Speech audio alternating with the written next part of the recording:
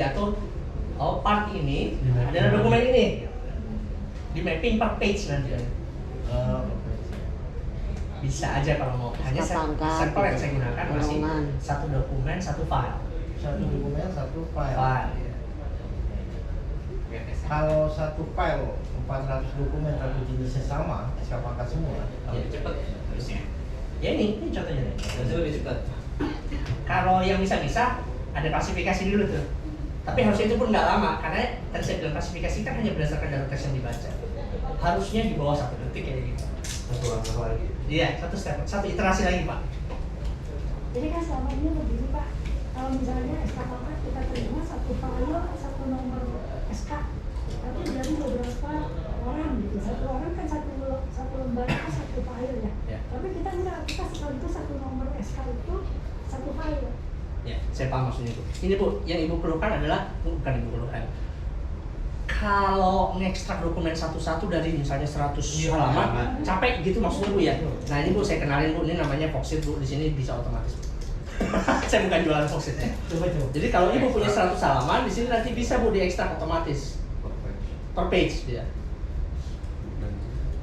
Udah ada teknologinya kok. Sebenarnya maunya langsung di aplikasinya sih. Yuk. Enggak, tapi istilahnya ini tidak membuat Ibu mencopot satu-satu gitu loh. Dengan ini, saya bukan orang Foxit ya Bu. Tapi di Foxit itu ada yang Ibu punya 100 halaman, nanti dia bisa diambil setiap halamannya. Betul. Acrobat juga bisa. Di split loh, sama tuh. Itu standar Bu di PDF reader ada. Berarti kita penamaan nggak harus nama filenya nggak harus ini. Nggak harus. Kan dia baca dari isi teks. Kalau sekarang penamaan Karena baca isi teks.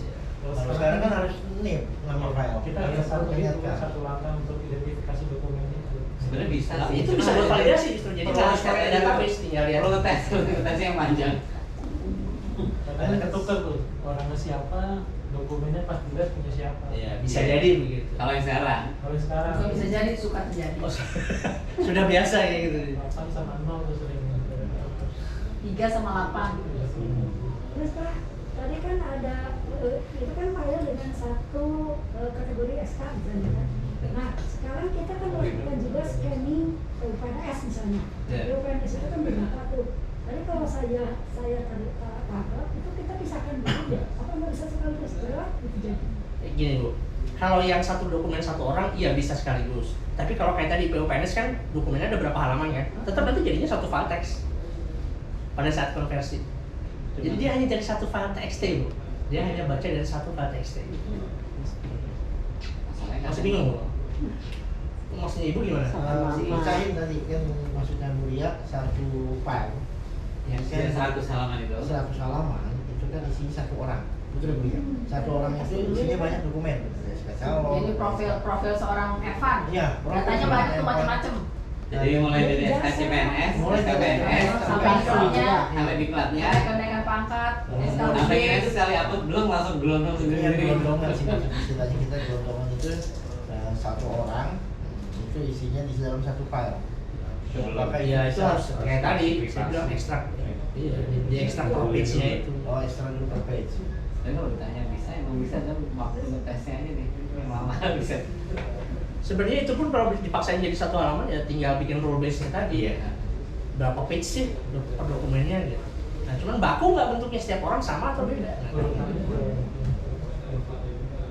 Tapi itu harusnya bisa. Tinggal lihat kan tadi segmentasinya. Dokumen ini tuh batasnya dari kalimat apa sampai kalimat apa. Bisa. Palingnya sih mengurangi tadi kalau saya pakai gelondongan kita nggak perlu masukin database-nya. Mengurangi penginputan masukin ke database-nya Mas Tosan. Harusnya bisa lebih efektif dan efisien. Karena biasanya kita terima tuh SK dari bidang jabatan Satu orang satu file nempel semua. satu file isinya satu jenis SK kepangkatan misalnya tapi isinya sampai 1000 orang. Misalnya Ya kalau itu yang kayak gitu ya tinggal tadi saya bilang extract per page ya. Udah jadi per halaman itu udah tinggal ke TXT-in sudah. Masalahnya di nama file Pak. Enggak, kalau ini nggak pakai nama. sebenarnya teknologi itu ada, hanya ngetesnya aja di PHP. Bikin modul dia aja. Nanti dia ekstrak. Jadi Dia kirimnya. nguploadnya filenya bebas, cuma kan nanti kan ngebaca isi filenya itu. Isi file. Ya, itu bisa, itu sangat bisa dilakukan. Kalau saya lebih ke gimana cara baca isinya untuk jadi entitas yang akan kita masukkan ke database. Iya. Lebih ke situ kalau ini. Naming. Kalau kita kan rule-nya banyak RK, jadi kita tentuin dulu yang RK siapa supaya pas masuknya nggak salah kan. Nggak salah. Nah, itu nanti berarti kita pecah aja semuanya, langsung kita upload. Nanti yang menentukan dokumen ini punya siapa di proses baca tadi. Dari sistem. Iya. Jadi nggak perlu merinding file. Kalau sekarang kan Perlu di merinding. sampai ini serius. Waduh, Pak. Nggak Rajin perlu Itu sekali. PR memang. Yang bayar saat ini tidak kedok lagi kan? Maaf, karena masih berlaku. Terima kasih Bu Ria pertanyaannya. Ada lagi teman-teman? Saya ada pertanyaan atau Sebenarnya ada case yang mungkin Iya. bisa disambung sama Butuh prototipe sih. Butuh prototipe sih. Tapi tadi udah saya kasih contoh kan, ada yang dari Iya. dokumen diupload langsung diekstrak, sudah bisa dilakukan. Tinggal tadi saya masih pakai modelnya yang belum buatan saya masih reuse, masih pakai Indomain. Kalau yang buatan Mas Rosan itu maksudnya?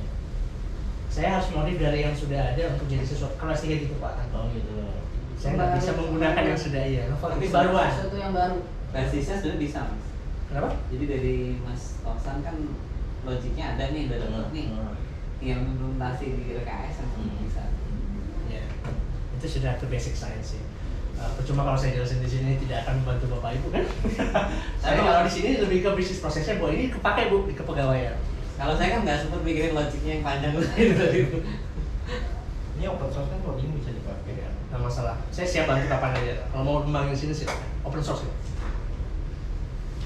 Siap. Kasih kado ya belajar. Sebenarnya pernah pakai sih Mas. Dibutuhin loh. Cuman kalau yang di DSM dulu itu dia kan satu jenis dokumen ya, dokumen kredit gitu. Itu memang bisa langsung. Jadi apa misalkan dokumen kredit itu diupload belum langsung gitu ketahuan apa nomor nasabahnya, nama nasabahnya itu langsung ketahuan nilainya berapa itu bisa. Terus outputnya juga teks juga jadinya. Teks juga. Jadi dari file PDF diupload semua terus dikompil di teks, dari teks masuk ke database. Itu kan yang Iya sama sebenarnya. Cuman kalau yang di sini kan Kalau di jenis sini dokumennya jenis banyak. dokumennya. jadi Iya. dokumennya banyak, pengennya begitu diupload langsung ke ekstrak sendiri. Iya. Itu dia. Ya itu nanti kalau atau Ada step itu bukan klasifikasi. mungkin segmentasinya. Kalau mungkin langkah yang paling awal yang paling apa? udah diklasifikasiin dulu aja dokumennya sih, Mas. Klasifikasi. Oh, saya malah nggak minta gitu. Yang paling penting kalau di sini bukan klasifikasi dokumennya, biar bisa mesin kok. Yang penting tadi yang di sini itu satu dokumen satu file, udah itu. Nanti kalau sudah satu dokumen satu file, biar komputer dia yang ngecek ini dokumen apa.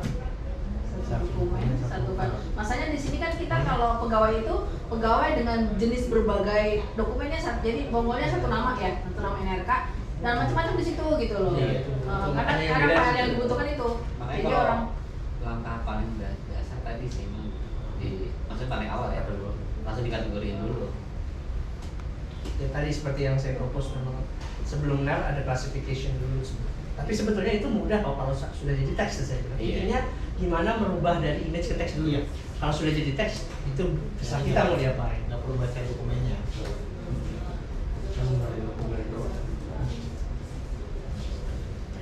Baik Bu, ada pertanyaan lagi atau masukan? gimana teman-teman? Prakom ada tanggapan Prakom? Bulia masih penasaran mukanya kayaknya nih. Karena Bulia biasa dengan satu orang dengan dokumen bermacam-macam ya. Ya kita kadang menangani satu jenis dokumen ya, misalnya saya dari bidang-bidang itu SK gitu ya, terus SK kecil gitu. Tapi kita juga sekarang ya, belum semuanya mau pegawai si berkas pegawai itu kita scan. Jadi karena paling mudahnya kita kadang-kadang satu orang itu kita scan sekaligus ya, gitu kan. Ya, isinya macam-macam tuh dari mulai CPNS, SK pangkat. Jadi niatnya biar cepet jadi satu gitu. Tapi nanti malah tambah kerjaan harus misahin lagi gitu kan. Paham saya maksudnya. Biar cepat memang sekaligus scan, tapi nanti jadinya tetap aja harus misahin lagi. Iya, betul. Betul, betul. Maksudnya golongan cepet tapi pastinya ini bicaranya gimana ya? Bisa ya gitu. Tapi kalau tadi ada kegiatan klasifikasi itu kita lakukan sendiri atau Oh, otomatis Bu. Tadi saya bilang. Tapi tadi idenya bagus kalau memang yang penting satu orang Bu ya berarti. Itu hanya punya orang itu. Sudah, itu berarti punya orang itu. Dan nanti si rule base-nya yang harus dibikin, dia harus tahu apa dokumen apa tuh dari kata apa sampai apa, batasannya itu yang harus ditambahin aturan sedikit di sininya. Lalu kan teks hanya baca isi teksnya dari sini. Itu kelebihannya dibanding mungkin saya nggak tahu kalau dulu di BSM seperti apa. Jadi ada solusi lain sebenarnya kalau Bapak Ibu tahu yang namanya Textract itu Amazon. Bapak Ibu tahu Amazon ya, bikin yang namanya produk namanya Textract. Textract itu idenya sama tapi tetap Bapak Ibu harus pilih. Oh ini nicknya di sini, diklik satu-satu. Oh ini namanya di sini, itu Textract. Ada lagi namanya RPA, Robotic Processing Automation, namanya Kovacs. Itu juga sama, otomatis gini. Cuma tadi kalau strukturnya berubah, kita harus define dulu. Untuk penyakit kalau ijazah, percaya saya. Ya kan? Nama di mana, NIM di mana, beda institusi, beda tempat. Nah kalau pakai ini nggak peduli. Asal dia sudah jadi teks, dia nanti deteksi. Oh, Universitas Indonesia itu institusi. Oh, misalnya apa namanya, Bu Susanti itu nama. Oh, Fakultas Ilmu Komputer atau Ilmu Komputer itu jurusan. Jadi dia entity itu belajar, kalau pakai machine learning ya, belajar bahwa kata ini itu adalah sebuah entitas apa. Benar itu begitu. Kalau pakai machine learning, kalau pakai rule base enggak. Biasanya pakai regex dari kata. Kalau machine learning dia ada data, makanya tadi saya bilang akurasinya bagus. Dia belajar dari pengalaman tuh, dikumpulin tuh dari data sampelnya. Dia ngumpulin, oh Institut Pertanian Bogor, oh ini apa namanya institusi, ilmu komputer, oh jurusan, jadi learning. Makin pintar, makanya akurasinya tinggi dibanding yang rule basis.